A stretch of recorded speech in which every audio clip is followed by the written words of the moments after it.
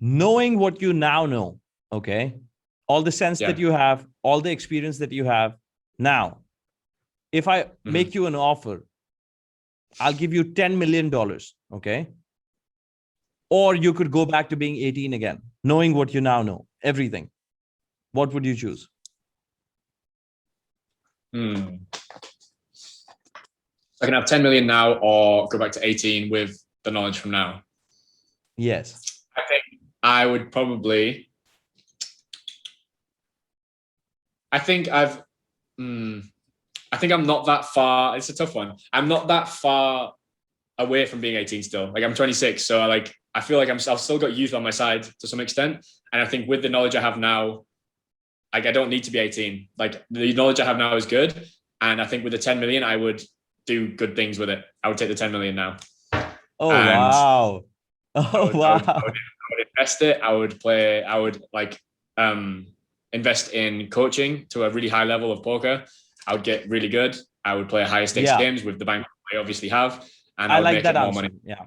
Yeah. So that is the correct way to thinking about it, because if you don't take the time and you take the money, then what you do with the money is basically you learn faster so that you can make more money with it. So that's the, but I really thought you'd go back to being 18, man. So if you make that offer to me, I wouldn't take 100 million. I would like to go back to 18. I'd like to go back to 18 because I think knowing what I now know now, if you send me back to 18, I could make the 100 million before the age of 31 for sure. No problem. Okay. So you could. Why I'm emphasizing this point is I'll tell you why. Because I was reading a book. It's called How to Get Rich by Felix Dennis. Okay. And Felix Dennis is a guy, he's a billionaire, founder of Maxim magazine. Okay. And he said this, that he asked a question like this. And he says, I always ask kids this question because he wants to emphasize on a point, because kids often say that we'll take the money.